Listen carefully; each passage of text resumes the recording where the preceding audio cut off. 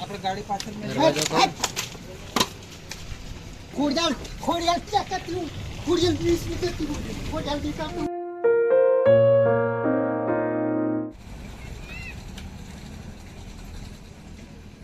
हाँ जी बोलिए. हाँ जी. अरे मिस कॉल था बाकरोल स्ट्रीट बाकरोल एक ચોકડી છે ત્યાં એક માનસિક રીતે અસ્વસ્થ જે પરિવારમાં કોઈ ન હોવાને કારણે એક ખરાબ કન્ડિશનમાં આવી ગયા હતા.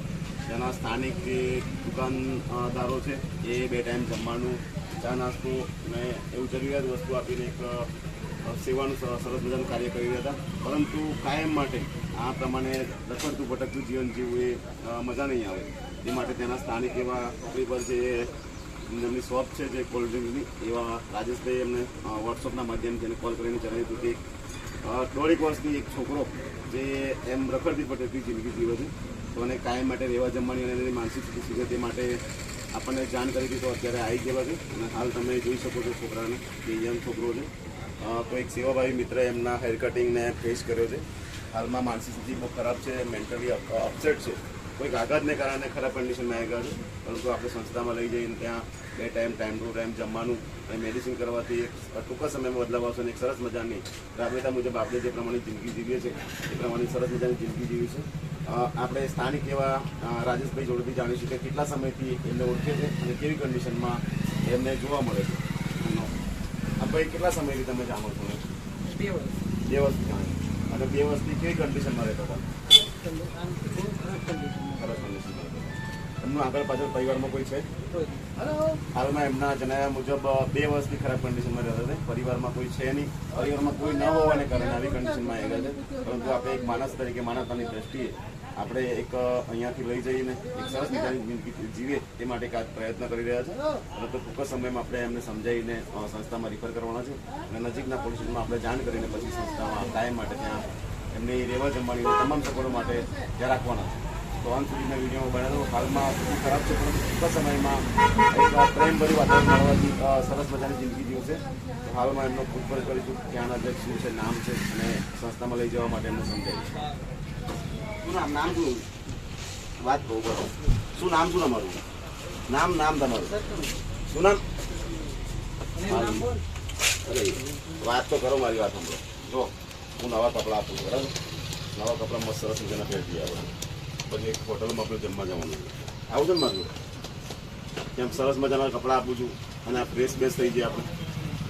મારી વાત સાંભળો. હા, હાલમાં સ્થિતિ ખરાબ હોવાને કારણે કંઈક રિસ્પોન્સ નથી મળી રહ્યો. પરંતુ ટૂંકા સમયમાં સંસ્થામાં રહેવાથી મેડિસિન થવાથી ટૂંકા સમયમાં બદલાવ આવશે.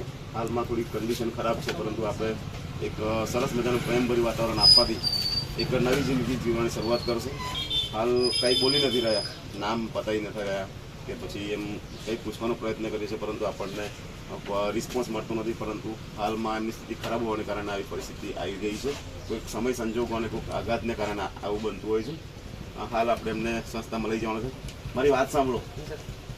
મેં નવા કપડાં આપું છું, ફ્રેશ બેસ કરી દઈએ આપણે, બરાબર? અને પછી તમને જમવા જવાનું છે આપણે મારી જોડે અને પછી ફરવા જવાનું છે, બરાબર? એ રાજુભાઈ બી આવત છે. હા, ચાલો બે જાઓ ગાડીમાં આપણે. ચાલો ચાલો ચાલો ચાલો ભાઈ, આપણે મારી વાત સાંભળો. નવા કપડાં પછી આપણે મૂકી દઉં. ચાલો ચાલો ચાલો ગાડી બેસો. અરે મેં બી આવું, મારી ગાડી લઈને આવું. ચાલો ચાલો ચાલો चलो गाड़ी लेना हुआ मेरी बात सुनो. चलो चलो चलो बीजा હું આવું ગાડી લઈને નહીં ચાલો ખોડિયાલ 2 મિનિટ પકડો. चलो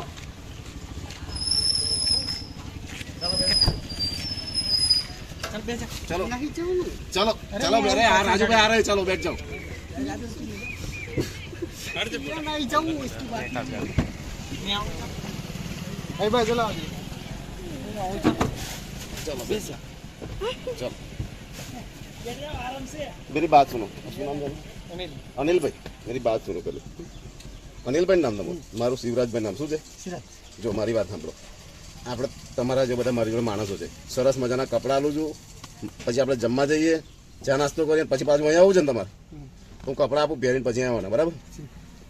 કપડાં કઈ હું લેવા આવું છું જો નહીં મેં ના કપડાં પહેરી દઈએ છે, ચા નાસ્તો કરીને પછી પાછા આવીએ. લો કપડાં એવું રાખો, પકડી રાખો, એવું લો પકડી રાખો, પકડ પકડો, ચાલો. આ રૂમાલ તમારો છે, લો આ રૂમાલ બી રાખો તમે. લો હું બે જોડી કપડાં આલું છું, કમ્પ્લીટ ફ્રેશ થઈને, બરાબર? પછી પાછા અહીંયા આવી જવાનું છે. જો એવું તો લાવો ઠેલી જલ્દી દઉં. ફોન ક્યાં ઠેલી ગઈ હતી? લો આ બી આમાં બી મેળવો. લો બધા કપડાં છામાં ગાળ દો. લો હા બસ એ ઠેલી રાખો તમારી જોડે. નહીં ફ્રેશ થઈને આવવાનું. હું ગાડી લઈ તને પાછી લેવા આવું ને? ના ચંપલ કે શું ચંપલ ચાલો ચંપલ હા ઉભો રે, ચંપલ લાગ, એ ચંપલ લાગ. હાલો ચંપલ, મેં ગાડી લઈને તને લેવા આવું, તું ફ્રેશ થઈ જા નહીં, બરોબર? પણ નહીં જવાનું, ઘરે જવું છે અમારે. અરે ઘેર મૂકવાનું, ઘેર આપણે નહીં. માત્ર જવું ઘેર જ છે. જવાનું. કયું ગામ? માત્ર હા તો માધર મૂકવા આવીશ ને હું. આપણે જો ચા નાસ્તો કરીને જમવા હોટલમાં જમીને પાછા આવીએ આપણે, બરાબર? આ પ્રમાણે ગાણંજન જિંદગીમાં એક ભગવાન હતા જે બહુ અગ્રેસિવ હતા. હાલમાં થોડી મારઝૂડની જે ડર હતો અને થોડુંક એગ્રેસિવ થઈ ગયા હતા, પરંતુ ટૂંકા સમયમાં એક બદલાવ આવશે.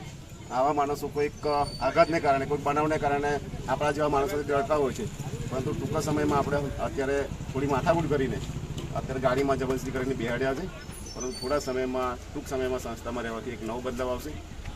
ત્યાંના સ્થાનિક એવા જે રાજેશભાઈ આપણને કોલ કરીને જાણ કરી હતી કે આ પ્રમાણે એક ખરાબ જિંદગી જીવે છે, તો એમનો ખૂબ ખૂબ આભાર કે તમારા એક કોલથી કોઈ ભગવાનની જિંદગીમાં બદલાવ આવતો હોય તો સરસ મજાનો આપણને કોલ કરીને એક સેવા કાર્યમાં સહયોગ આપવો જોઈએ. તો તે બદલ હું રાજેશભાઈનો આભાર માનું છું.